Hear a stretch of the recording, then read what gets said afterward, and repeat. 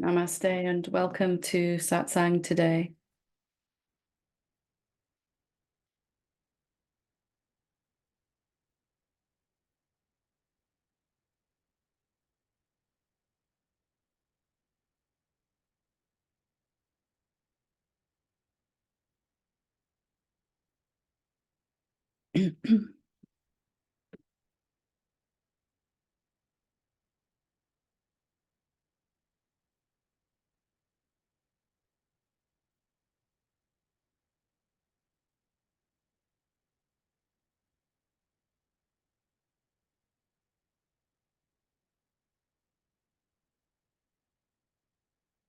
So, Satsang is always for the experiential, the lived experience of who we really are, what we really are.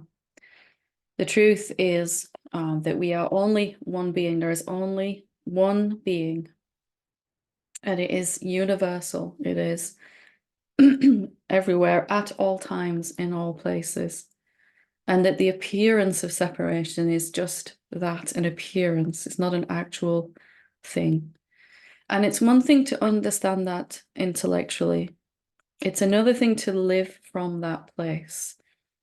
And so satsang is not for thinking about who we are. It is a place for experiencing that.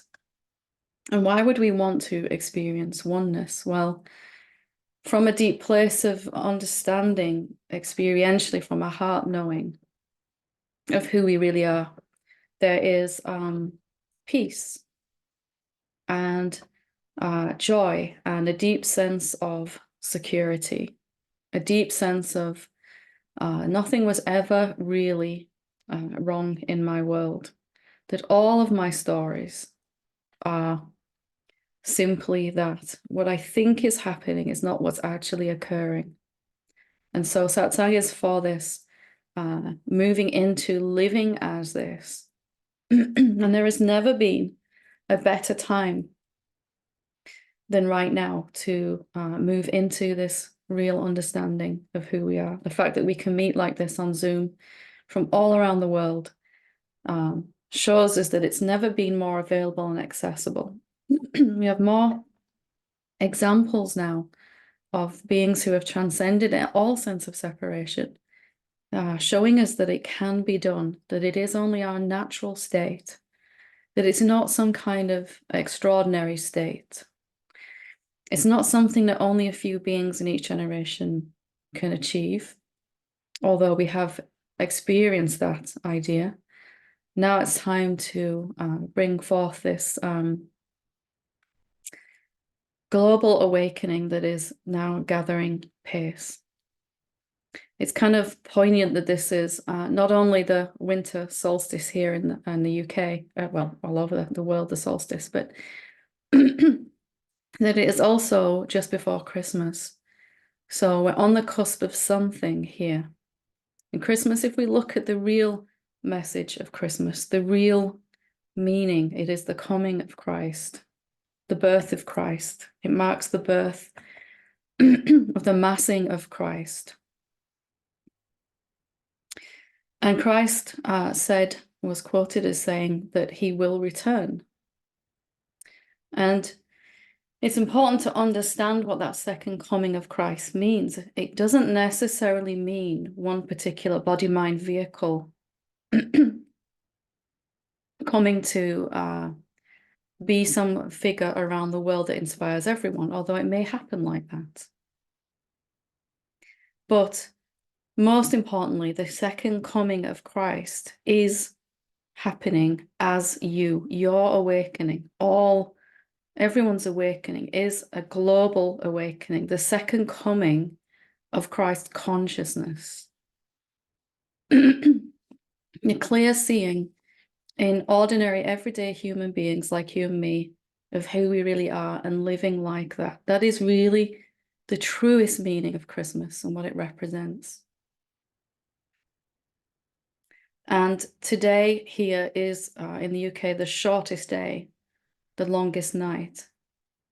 And then from tomorrow, we begin to turn that around. The light gets longer, the darkness gets shorter. Symbolic also of what's happening in our awakening. Awakening is only coming to live as what we already are. We've been living a delusion. We've been living an illusion that we are separate from each other and separate from everything that we want and need.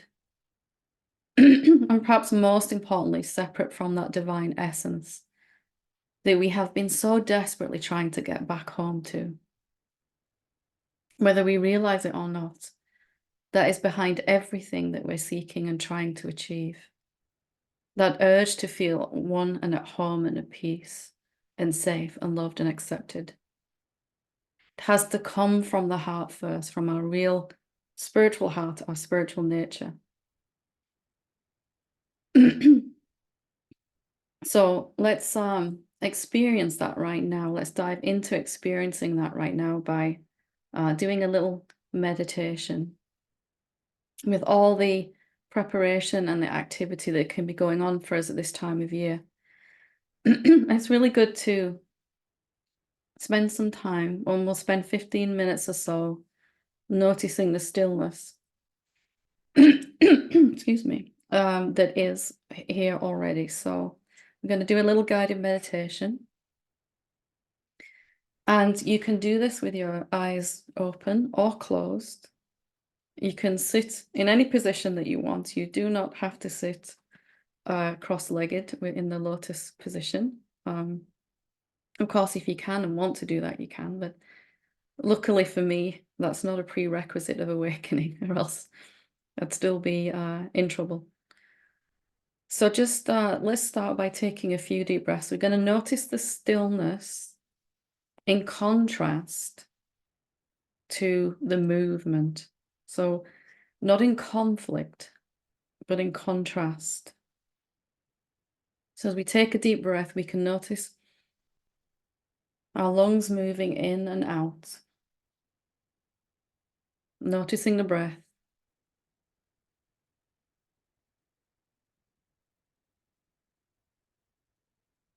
And not over breathing, just being conscious of our breath moving. The breath, the lungs is moving. But that which is noticing is stillness itself. It's quiet, it's still, and it's noticing. It is what you are.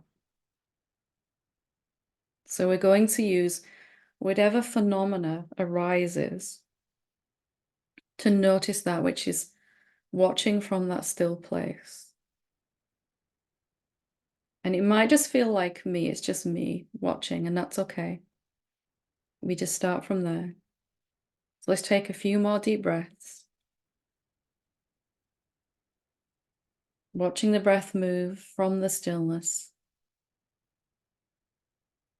Because we are still, we can notice the movement, the changing, the coming and going.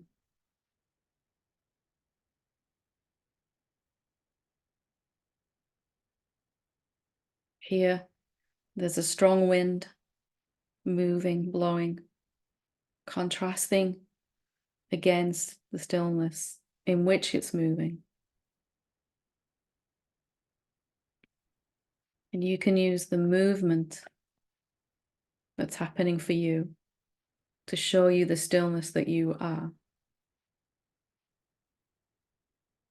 So just letting the breath move by itself, and noticing that you're watching. You have this capacity to watch from that still place. You are not moving. You are not changing.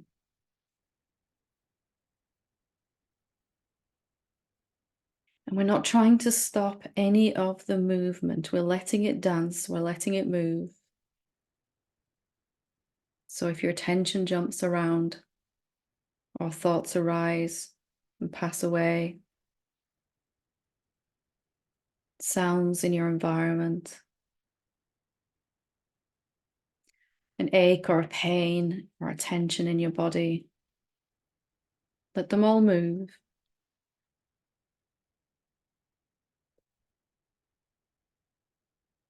And whatever is moving and changing, can notice that you're noticing. Stillness, watching, movement.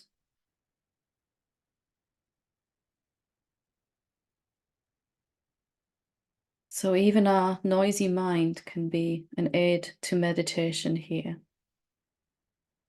Thoughts arise and disappear. Thoughts arise and disappear.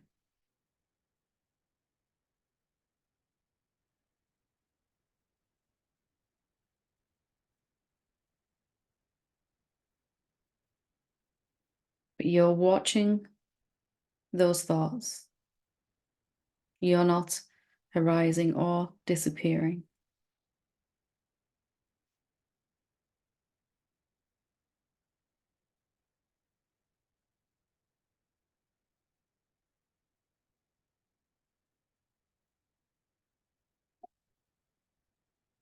Maybe there is some restlessness in the body, some resistance, moving, wriggling around, some energy.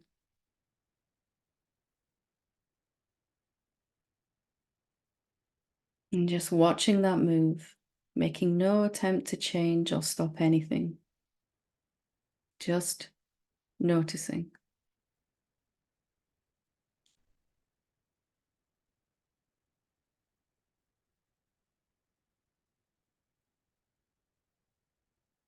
We're letting the world of phenomena dance while we watch from the stillness. As the stillness.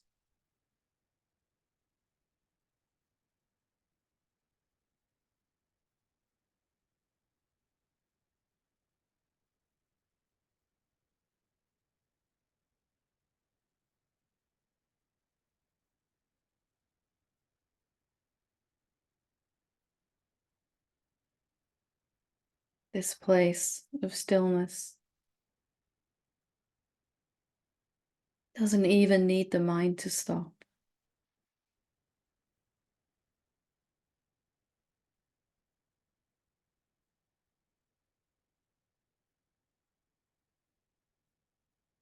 Thoughts arise and fall away.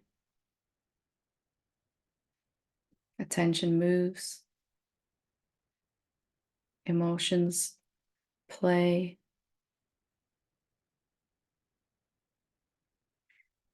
Resistance arises. Peace, joy, fear,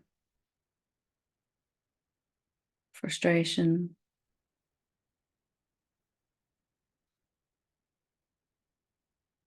And we're only here to watch.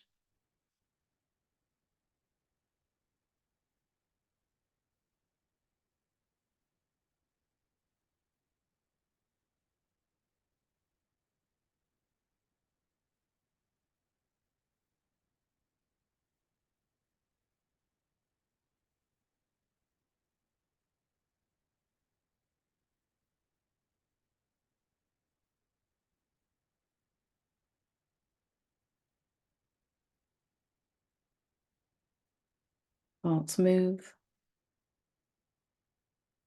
The wind blows. It's all the same from here.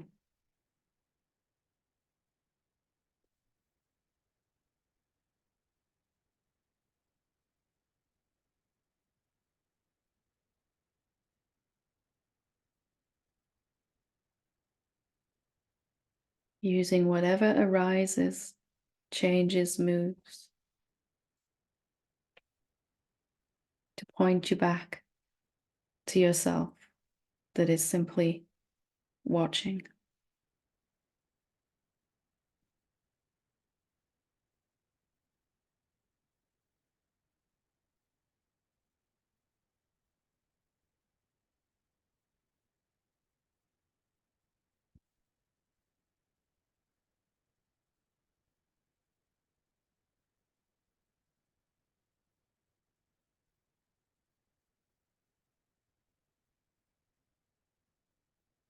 And we're not at war with anything.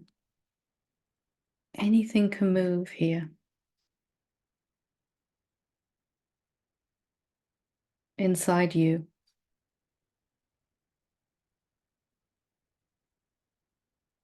And you are always still, always free.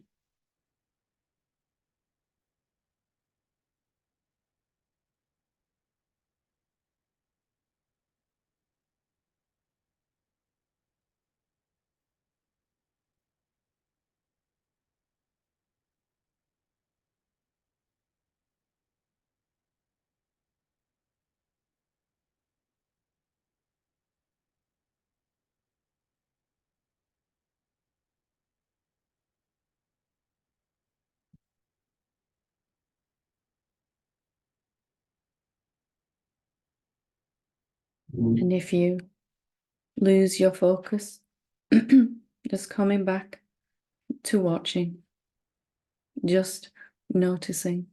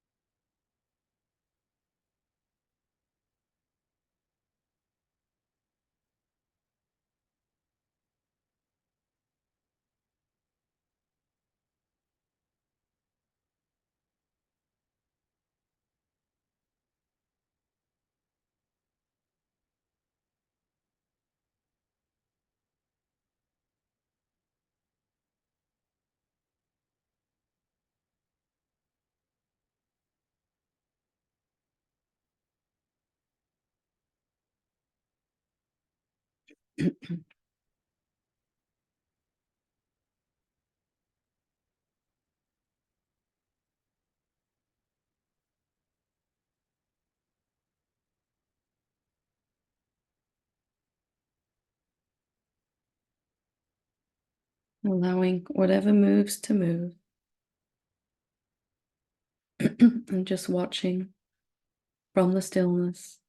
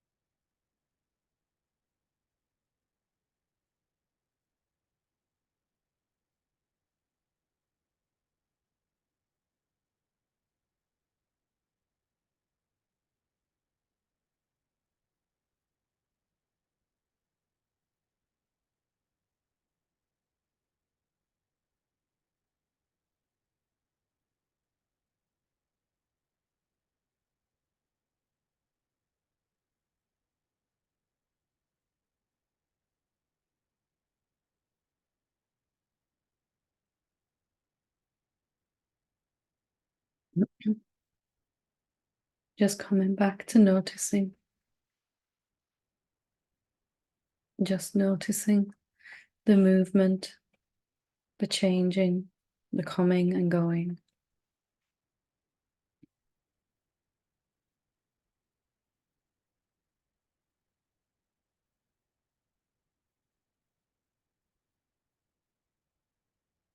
There's nothing you need to do.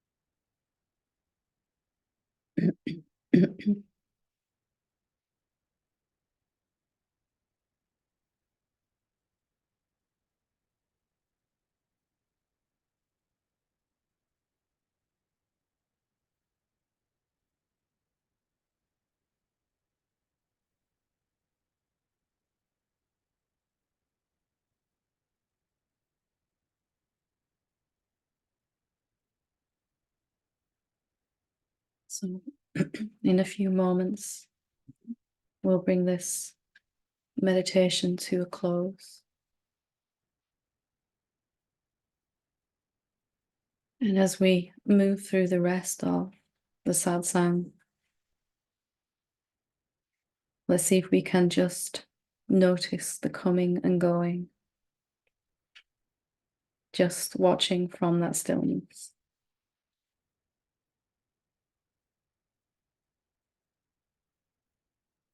So whenever you're ready, if you want to, you can open your eyes, have a stretch, move around. Thank you.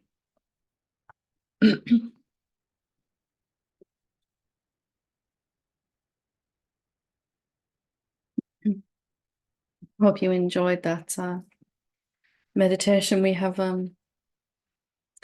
strong wind and rain here, which is serenading us as it hits the window as we meditate. So I will read in. We have 2 questions that have been sent in, and I will take up to 4 questions online here. So if you'd like to ask or share something, I invite you to raise your hand here on Zoom, and I'll get to you. I'll come to you after these questions. So this first one says, "Hi Helen, I've heard you say multiple times, especially on the most recent satsang from 14th of December, that the only choice we have is in how we direct our attention, When you say it like that, I get very confused because there can't be choice without a chooser. And the attention itself implies an attender, something that is attended to, and even an act of attending, lots of dualities. In my own experience, both the choice and the chooser are always retrofitted after the fact and are a reflection, much like a thought. The same appears to hold true for how attention moved. I'd really love for you to clarify what exactly you mean when you say we have a choice in moving our attention, and maybe you can point out in your experience where you find it. I'd love to experience the same and be able to have the same conviction in regards to choice of how attention moves. I love your satsangs and the work you do. Thank you very much." Well, thank you. And it's one of those paradoxes in kind of looking at non-duality that while we think there is a chooser, and while we think there is someone to pay attention to something, even if intellectually we know that isn't true, we're still living in that mode of doing and choosing and deciding as a separate being. Then the instruction to keep your attention on the stillness or the silence or the consciousness might seem to be speaking to a someone. It might be heard as bring attention back to the silence, and the separate being is going to try to do that, try to make that happen. But as we were looking, as you pointed to, we can't actually find any entity that is doing that. So strangely enough, as it deepens that there isn't a separate being doing this, attention then seems to be moving in a different way. What is it that caused this attention to come away from a thought and back to look at the source, the stillness, the consciousness, the presence? What is it that makes that happen? If I say to you, bring your attention back to that which is just watching, there's something happens inside where we come to recognize that silent presence, that consciousness. And attention turns away from a thought, but how does that happen? Or an emotion or an experience? How does that occur? So as we deepen in our seeing, we come to see that it's moving. Attention moves not because some separate entity made it move, but because of an intention, an idea, a thought, a desire arising inside the stillness. The stillness, you could say, is kind of falling in love with itself, wants to recognize itself more clearly. And in that, a kind of energy arises, a desire, a movement of intention arises. Again, not born from any separate being, this intention, but nonetheless, somehow it arises spontaneously out of the stillness and comes into form, and the attention responds and moves back to look at its source. So there seems to be a chooser. There seems to be someone choosing to pay attention to phenomena, or to the source of all phenomena, to the movement or the stillness, as we've been doing today. But as we come to see that's not really the case, then it's moving by itself. It's moving by attention. Intention, rather. Attention moves by intention. And really, attention is moving the same way that all phenomena move. They move by themselves. What causes a thought to arise? Nothing. It just arises at a certain time. What causes my hand to rise in the air? Nothing. A thought could say, I made this happen. I made my hand move. But it doesn't mean I actually did. What if my body is just moving spontaneously, like my thoughts, like my emotions, like these words, like the intention that arises for attention to move? So something to ponder there. I never found any entity that was making any of this happen when I looked in my inquiry. We have a choice as the infinite self where to place attention, and it's the only choice we have. But it doesn't happen through someone making it happen. It happens by intention in itself. So hope that makes sense and helps there. If you notice, you can play with this to help you get it. You look at a thought and then have the intention to bring attention back. And you'll see that it moves by itself. Nothing actually makes attention move. And eventually, even the concept of attention begins to disappear when you realize whatever you're looking at is all the same anyway. The form, the movement, and the formless stillness are all the same thing. There is nothing really other than you to pay attention to. So hope that helps. Last question sent in, and then I'll come to the hands online here. Hi, Helen. I have a question for you regarding addiction. I was the guy who asked a recent question you read out in Satsang about having a glimpse. Throughout this seeking journey and way before, I have had a long-term addiction to smoking weed basically every single day. I can remember when I had that glimpse, I was starting a new job and had to quit for a few days to pass a drugs test.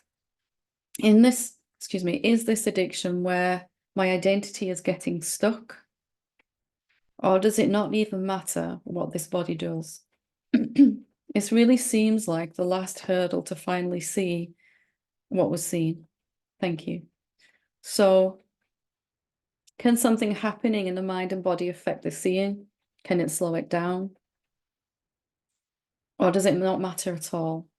Well, eventually you'll come to see that the glimpse and the job interview and the cessation of the smoking were all the same event. Can you see that mind is asking here, did stopping this thing cause this thing? So did stopping this smoking cause this glimpse to occur? And mind feels very justified in asking that kind of question because it works in duality, it believes in duality. It says this thing can cause this thing. I want to have more of this. So if I do more of this, I'm going to get more. That's the logic of the mind. And of course, for most people, it's adequate. But here in awakening, we have to move beyond this sense of cause and effect. If I do this, this will happen. What if this and this were the same one thing showing up two different ways? A deep desire of the infinite self to recognize itself clearer resulted in a job interview and the cessation of smoking and a glimpse. And they're all the same thing showing up three different ways. And nobody caused any of them. So this is probably a different way to look at what happened. Because if I say, yes, the fact that you didn't do that caused this, then I wouldn't really be helping in that way. And I don't really want to get into the addiction thing with that. I can only speak from my own experience, which was with alcohol and sugar and still working on the caffeine. But those things fell away for me when I had nothing else to, when what I was trying to avoid by taking them, avoid looking at, had been looked at and addressed. They kind of fell away anyway. So you're not using your body and mind to recognize who you are. Your body and mind are there in contrast. Something moving, aging, changing, and growing helps you see that which is unchanging, not aging, timeless, formless, and everywhere.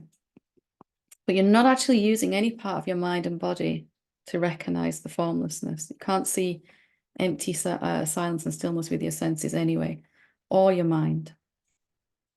So nothing that's going on in the body and mind can stop the recognition of the self, of who you really are. And we've seen this quite often. Beings, their last breath, the last thing they do is recognize the self, even when the body's in great pain or going through whatever it's going through.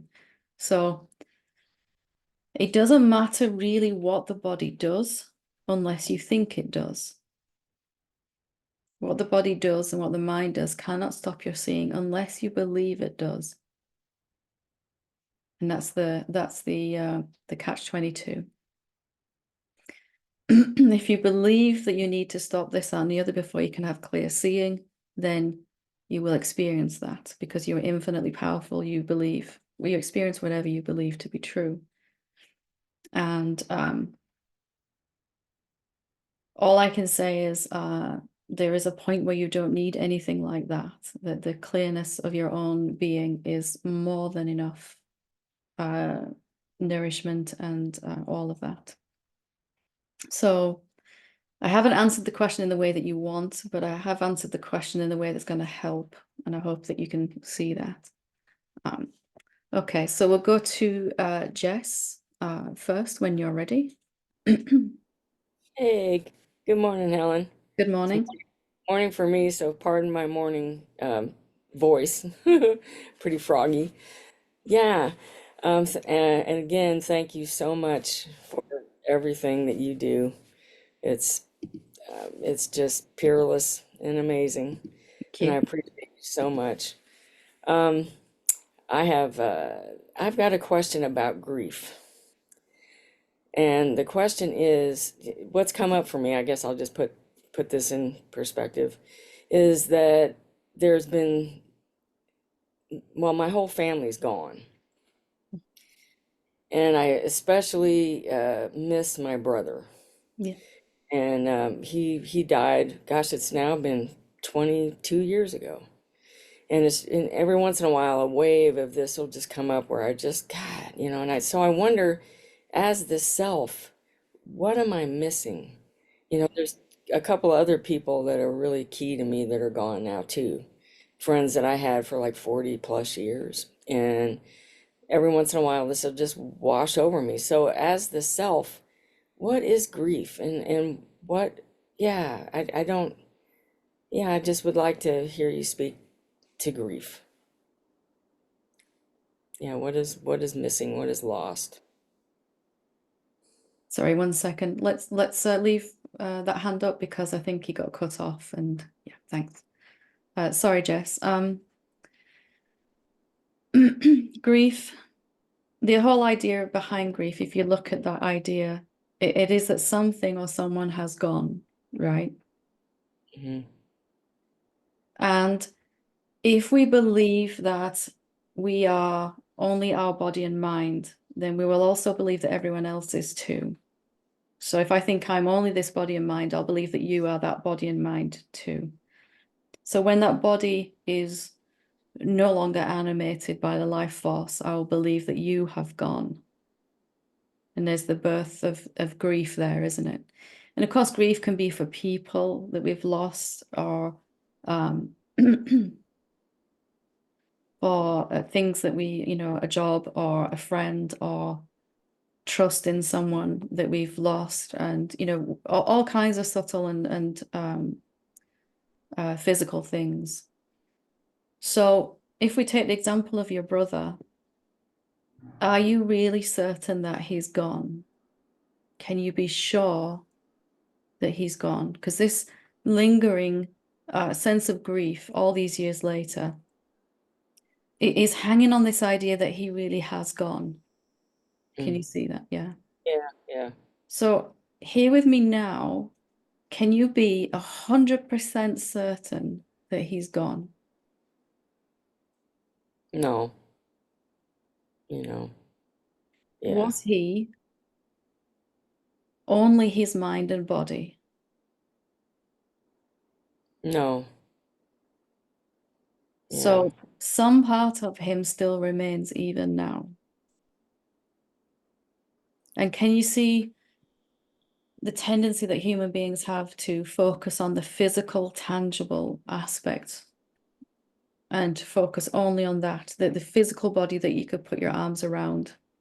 Of course, I'm not denying for a second that your relationship with your brother has changed. All right. Absolutely has changed.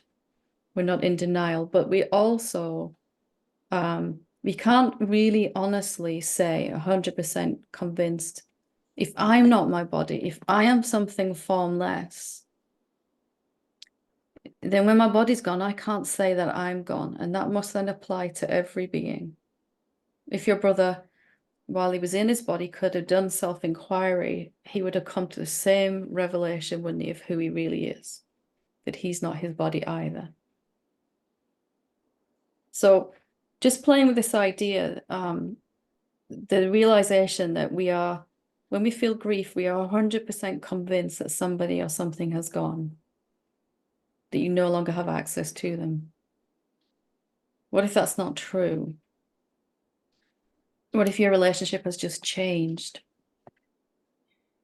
Each being, the physical form of each being is a representation of a subtle form, astral form, soul, which is also an individualization of the infinite consciousness. So the physical body is no longer here, but the subtle form is still here, invisible to the senses, and yet unable to make contact with the person who's still here in their physical body because their vibration is too low, because they're believing that that person has gone. That grief energy is blocking any communication on a subtle level. And even on a physical level, if you look at your brother, was he only that body? he existed in every body that remembered him, that had encounters with him, your memories of encounters and all of that. We can't even really be sure that your brother was just a being outside of you, because when you're thinking about him now, doesn't he exist somewhere inside you also? Yeah. So all of this is to say, we have some very set ideas about what death is, what grief is, and that even this far into awakening, we can still have a bias, a preference towards physical, a physical relationship with someone. So hopefully that gives you some kind of avenues to explore there. Yeah, it really does, Helen. You know, because sometimes I really get that none of these folks are gone. And I really feel a real deep connection with them still. And I really have less and less and less belief in death anyway. Mhm. But still, you know, there is this lingering thing. And so that's kind of what, you know, what I wanted you to address, and you did. So it's very helpful. If you Yeah. remember that you are the infinite power and you believe that someone has gone, there is no way for you to experience having contact with them from there. Mm. Because your absolute insistence as the infinite being, pretending to be a human being, that this person has gone, it kind of precludes all possibility of them not being gone in your experience, at least. So just to see Right. the absoluteness of that belief in play. And it cycles around because we don't feel them, we don't have a sense of them, and the mind says, see, they are gone, and it kind of gets more and more convincing as you follow it through. Yeah. Really gets concretized, as some people Yeah, say. yeah. And we get stuck in that trap for a very long time. Yeah, you're right. Wow, that's really helpful. I Mhm. appreciate you so much. Some Take care. beings are even easier to get on with once they've left their body than when they were in their body, especially sometimes Oh family yeah, members. yeah. I have some definitely like that. Yeah, I think we all do, right? Yeah. Good to Thank you. talk to you. Thank you. Gosh, love you. Love you too. Mm. We'll go to Elaine.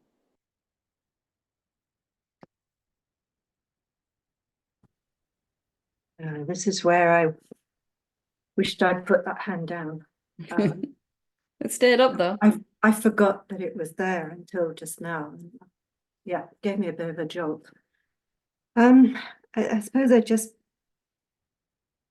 wanted to say something that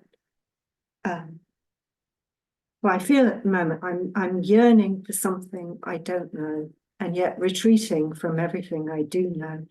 Or well, yeah. That is one of the most profound things I have ever heard. You just said, I'm yearning for something I don't know, and I'm retreating from everything I do know. Yeah. I just had to point that out because that's like something Rumi would say. Okay, I'm not sure Rumi would say this. I have a huge distrust of belonging, and with what I don't know, and this being a sense of community, I'm going to put it out there that I have never celebrated my birth. Not truly. Um, it's 2 days before Christmas, so it was easy not to Not to. acknowledge it and shove it onto that person, and all that celebration. And so I don't believe that I am to be celebrated, but I'm going to put it out just so I can hear me acknowledge that it is my birthday in 2 days' time. And Well, you've really put it out there now. I know. Well done. Well done. Yeah. So thank you. And we might use the word community, Sangha, family, but really there's only one of us here. Belonging, still a concept in duality. yes, there is a sense of belonging in this community and it growing and all of that. I get that, but ultimately it's not true. If that helps. That does help. That Yeah. does help a lot. So, Really, it's about you, isn't it? You belonging, yes, you yeah, feeling actually, me accepted. belonging to me. Yeah, exactly. Which comes Um, right back to the birthday declaration. Yes, yeah, thank you. Yeah. Thank you. You've joined it together. I knew there was some sort of thread. Sometimes I don't find it, which is why it's nice to bring it to you. It's time to celebrate you, isn't it? Yeah, All the reasons you wouldn't do so are no longer valid and never were. We're coming to see. yeah, yeah, yeah. I shall miss you in India. You'll be there with me. You'll all be there with me. Okay. I have a very big suitcase. Good. I hope the teddy doesn't take it all the room. No. See. Yeah, it's debatable whether it'll make it into the suitcase or not, but we'll see. Okay. Thank you. Good to talk Thank to you, Helen. Panchu?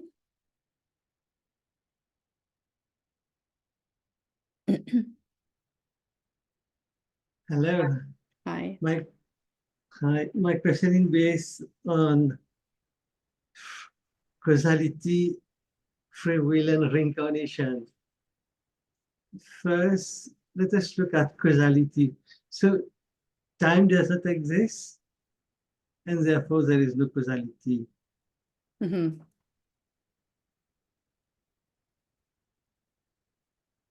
Now, reincarnation is based on causality and free will. That we have free will, causality exists. What we sow, this is what we reap. You do good, you reap good. You do bad, you reap the consequences. So I come from the Hindu tradition. I know the reincarnation from the Hindu tradition. But I believe, before coming to non-duality, I believe the reincarnation theory as if I think it, everybody assume it.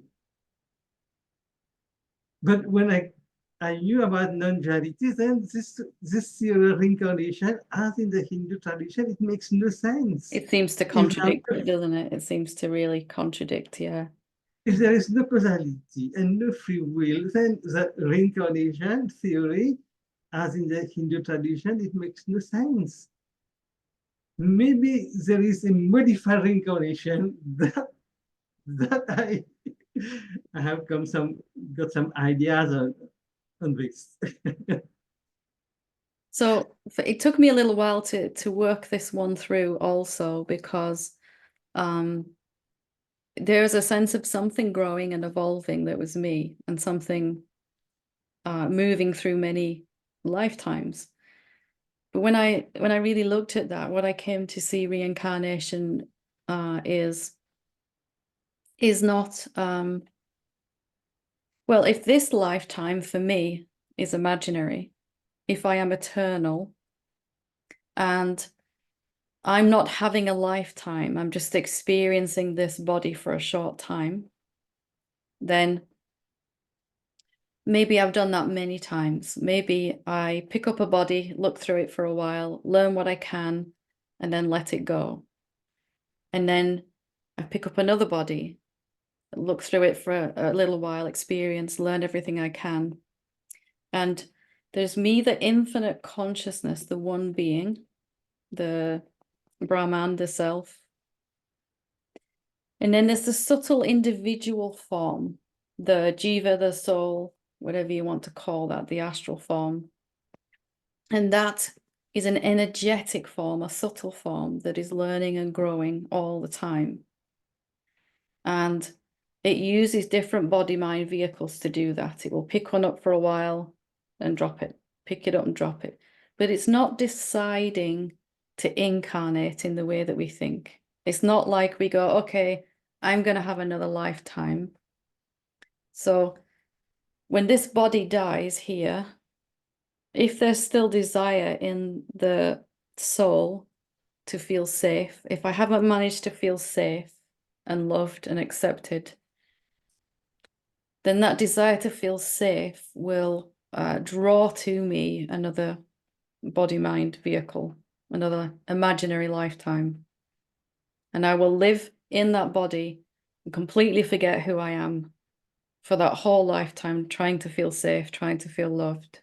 But it's not a conscious decision per se. It's an unconscious, if I think that I am this body, then I'll have to draw to me another body, physical body, afterwards to try to fulfill this desire to feel safe, to feel loved. So it's not cause and effect as in I'm choosing this incarnation and I will make a decision like that. So there's the infinite consciousness, and it appears as each of these waves, these souls, these jivas. And then each one of those is thinking it's separate and on its own journey. And the way it learns and experiences fastest is by having a physical incarnation, a body. So we could say, it's not that I've had many lifetimes, I've watched many bodies come and go. Many bodies pass in front of me. And when I've looked through those bodies, like a pair of binoculars, I experience the world and my life and everything, and I seem to learn lessons, have good and bad experiences and all of that. Finally, in one body, through those experiences, I realize I can't get that safety from out there. I can't get that love from out there. It doesn't work. And finally, I look in here and I realize who I am. And then there's no more unfulfilled desire inside my soul to draw another body to me. It's the end of being involuntarily attracted to the physical incarnation. It's a lot to take in there. Might need to listen to it a few times. This lifetime we're having is imaginary, isn't it? It's not that I'm in a body experiencing a lifetime. I'm just experiencing what it's like to look through this body for a while and learning what I can from it.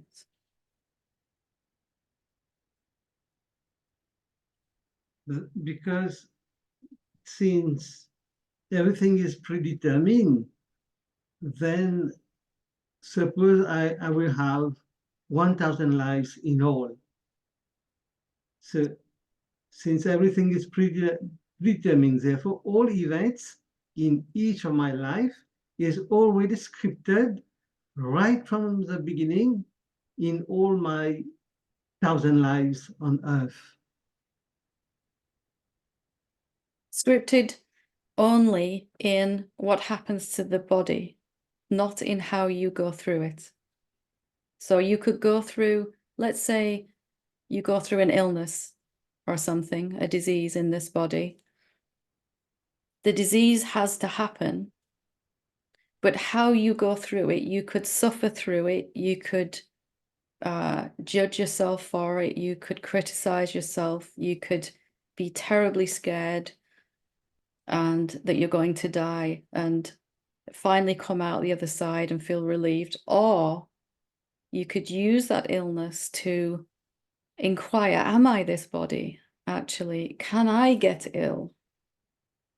So you can have the same experience in the physical body, and that being that's experiencing that is going to have a choice of how they look at it.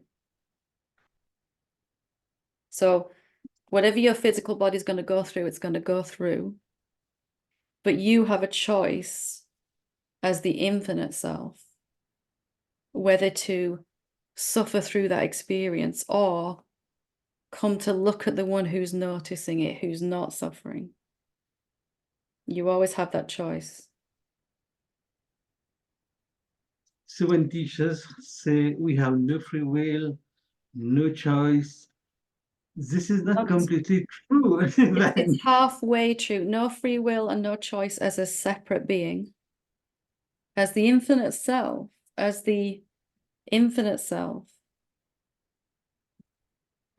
you do have a choice. as the creator of the cosmos, as Brahman itself, you have a choice where you put your attention. You can either keep your attention on the body that's suffering, or you can bring attention back to that which is noticing. So we don't have any free will as a separate being. We're not deciding, we're not choosing, we're not thinking, we're not believing even. But the infinite self, the universal self, you do have some free will there. So usually, sometimes teachings stop halfway and go, you don't have the free will, you're not a person. And that's true. But who you really are is the will of the Supreme Self. And from there, you can choose. Like right now, you can choose to focus on the phenomena that's around you, or you can choose to focus on that which is watching. That's the only choice we ever have as the infinite self, and it is more than enough. This is what we call co-creation. Not co-creation, because that would involve two. But I know what you mean. Co Yeah. speaks of two, but yes, conscious creation, you could say, conscious, perhaps. Usually we're creating unconsciously as the infinite self, asleep at the wheel, thinking it's a human being. And now it's waking up to who it really is and what its real power is. And that's the power of attention and focus. What's the difference between attention and intention? Attention is a capacity that arises when the infinite self shapes itself into a human being. It seems to then have the capacity to pay attention to something, an object, or to the nothingness, the emptiness of the real self. It's not a real thing, attention, but it seems to be, and it's useful in the journey. Because when you realize that objects are also the infinite self, that there's really nothing to look at, form or formless, that would be different than you. Intention is just another idea. So another word for a desire or an idea. It's a very subtle form that's useful nonetheless. Intention directs attention.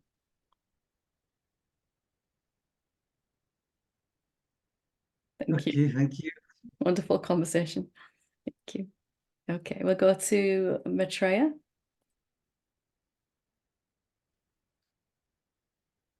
Hi, Helen. Hi.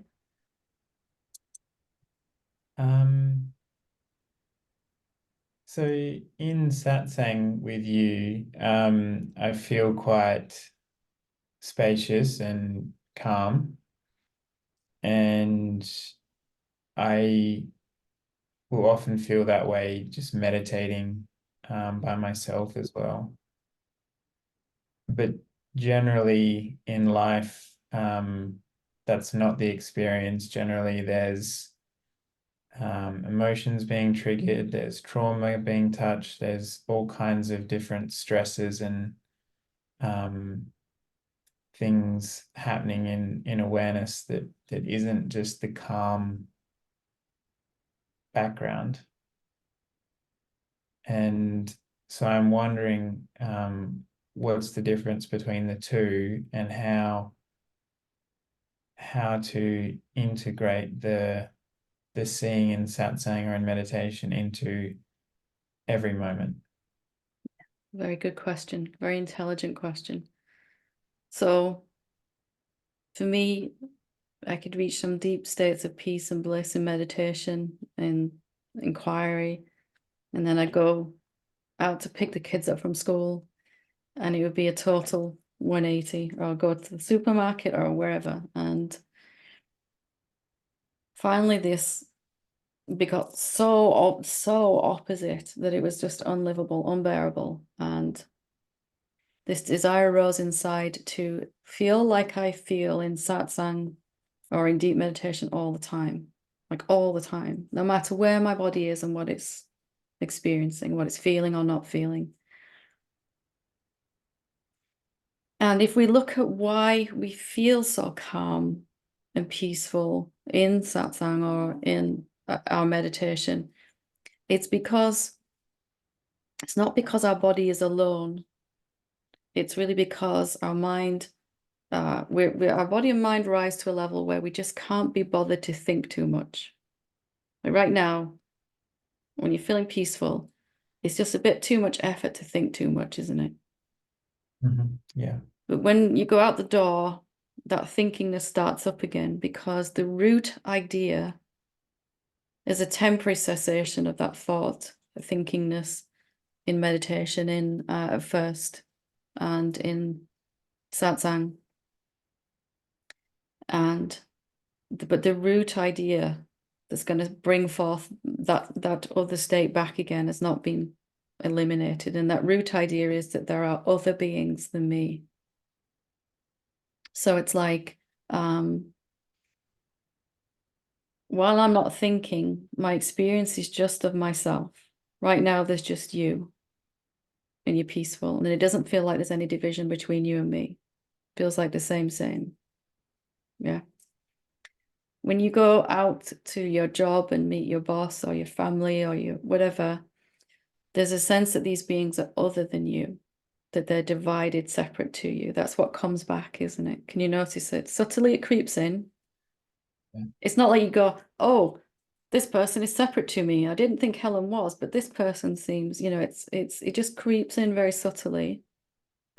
And because of that one idea that there's some imaginary dividing line between me and this being, the mind starts to think about the other being. Because mind says, if they're separate to me and outside of me, I better think about them. I better plan what I'm supposed to say, what I want to achieve when I meet them. I might think about what I said last time and see if I can say, all of this starts going in the mind. The very act of thinking makes things seem separate to us and beings seem separate to us. There's me thinking about you over there suddenly. So thinking someone is separate to you, a lot of thinking arises about that separate being. And when a lot of thinking arises about that separate being, they seem even more separate. So round and around it spirals. And very quickly, a few hours after satsang, poof, you're right down in there feeling everything that you're feeling. So the only way to eliminate that permanently, to live in deep meditation all the time with your eyes open, talking, walking, working, whatever, is to eliminate this idea of otherness from your consciousness. There is nothing other than you. So that the best way to do that is to self-inquire, see what you find. And we can do this now if you want to. What do you find when you look for you?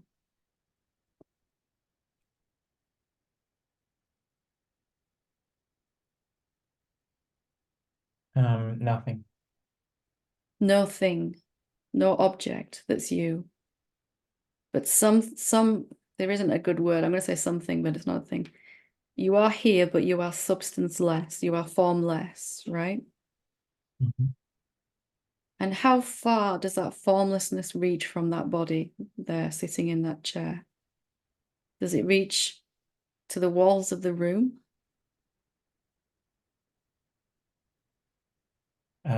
It doesn't seem like a boundary that I can find.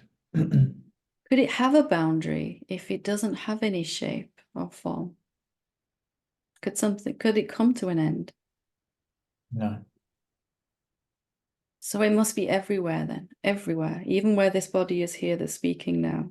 The one that's listening and all the ones that are listening and the one that's speaking.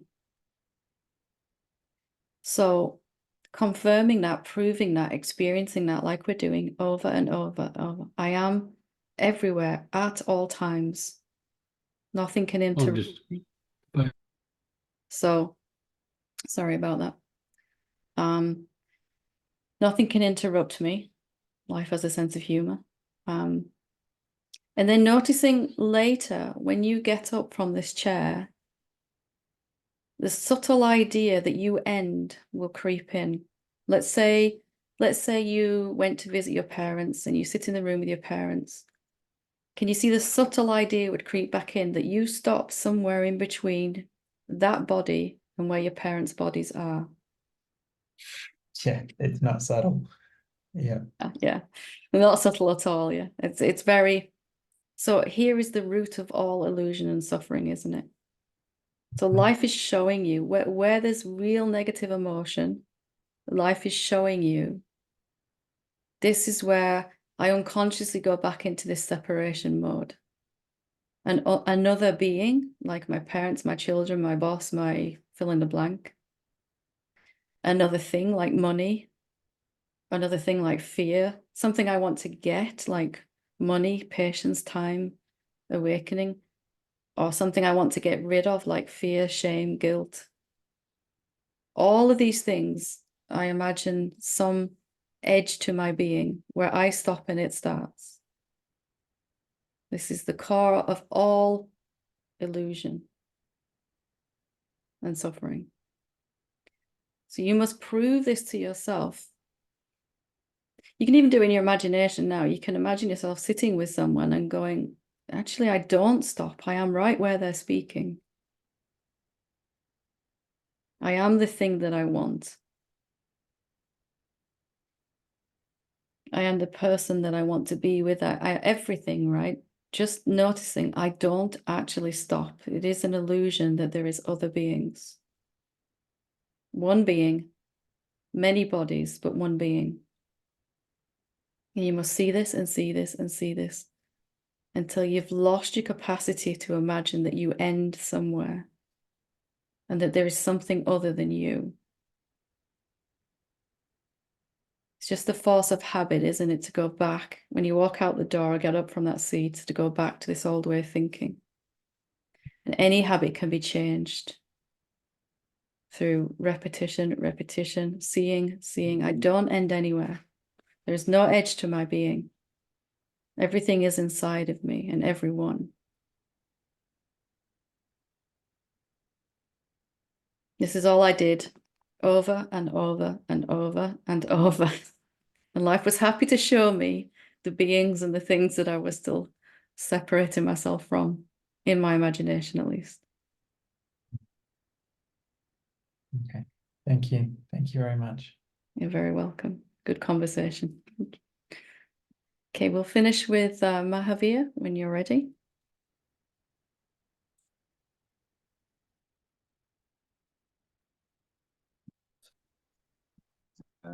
I, you, Hi. I, you, I'm struggling to hear you. There we go. Can you hear me now? Yeah, the connection's not very good, but hopefully we'll, yeah. Can you hear me now? Better? Yes.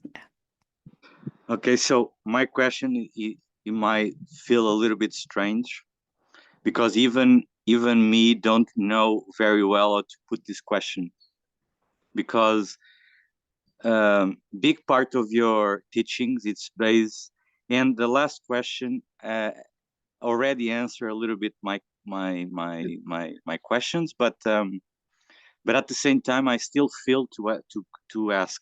Yeah. Big part of your teachings is based on this sense of separation, and how the end of separation, of the sense of separation, can end up with the illusion.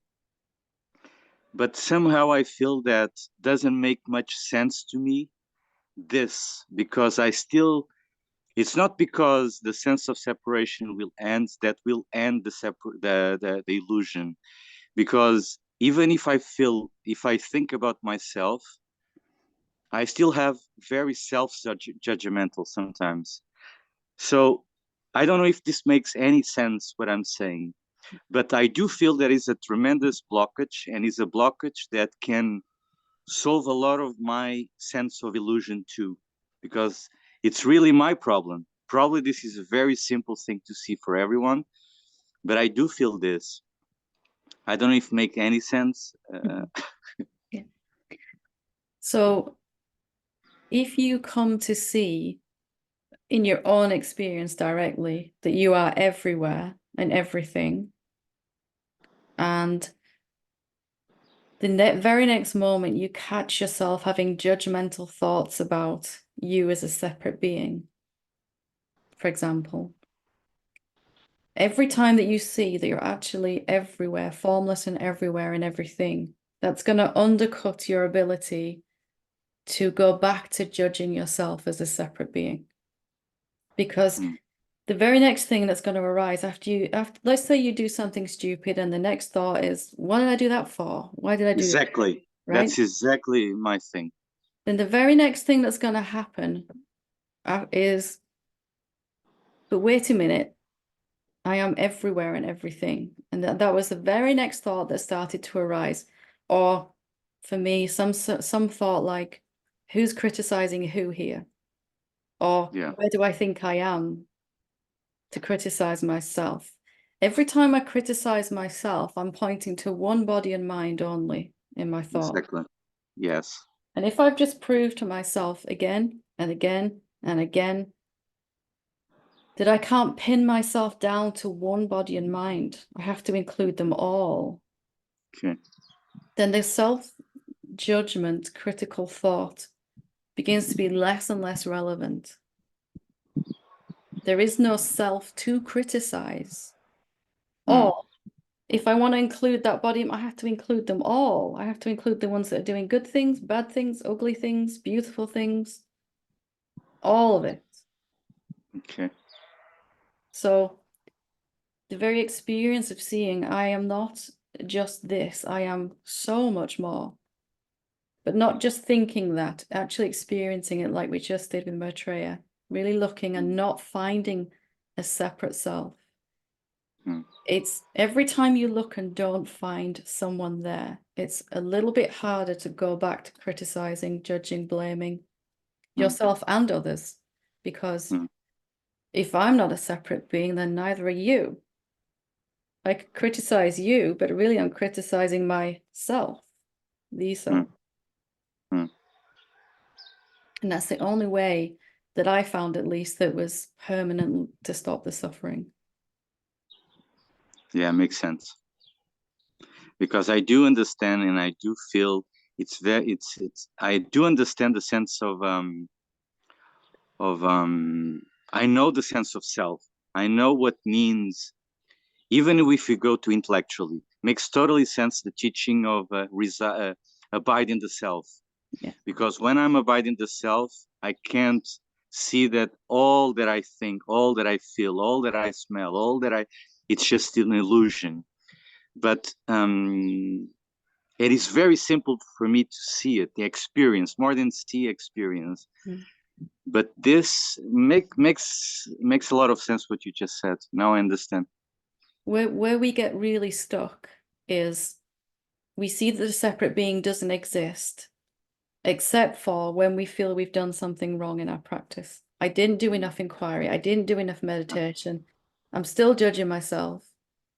And these are where the separate being is recreated and reimagined and rebelieved in all the time. Let's say tomorrow you're supposed to sit and meditate in the morning and you skip it. I don't want to do it, can't be bothered. Then the mind will say, you should have done that. Yeah, exactly. You're never going to get there if you don't do that. And we go, yeah, we really believe in a separate being that skipped meditation. Yeah, exactly. And we recreate him all over again. Exactly. And most often at this point in our awakening, that's the only place the separate being is hanging on. Exactly. Think we're not doing the practice right, or we're not doing enough of it, or whatever we're telling ourselves. But if there's no separate being, then the practice is going on by itself too. Yeah, because probably I was not only seeing others as separate, but I was seeing myself as separate also. Yeah, if you see someone else as separate, you're kind of reaffirming your own separateness. Exactly. If you see yourself as separate, you're automatically saying Exactly. everyone else is too, and it cycles around, and you get stuck for a very long time. Yeah. Exactly. I think that was exactly the blockage. Yeah. Because I Wonderful. was seeing everyone else separate except me, but I am myself separate too, still believing in the mind body. And it's easy done in a satsang like this. You listen to someone asking a question or someone giving an answer and you go, wish I could ask a question like that, or I wish I could see what they're seeing. And then immediately we might not realize there we are separating ourselves again in that, Exactly. comparing ourselves to others, and on it goes. Exactly. Good to talk to Thank you very much, Helen, and happy New Year. Thank you. And if Christmas represents Christ consciousness, happy birthday. Thank you. Thank you. And you too. Happy birthday to everyone, especially Elaine. Thank you. Yeah, bye. Thank you. Okay, so let's leave it there for today and for this year. And just a quick reminder, the next satsang is not till the 8th of February, just in case you're tuning in late. And want to thank everyone for your participation. I want to wish Elaine a very, very happy birthday. And I will see you all in the new year. If you're coming to India, I will see you there. And if you're not coming to India, you'll be with me anyway. So yeah, wonderful. Thank you. Namaste.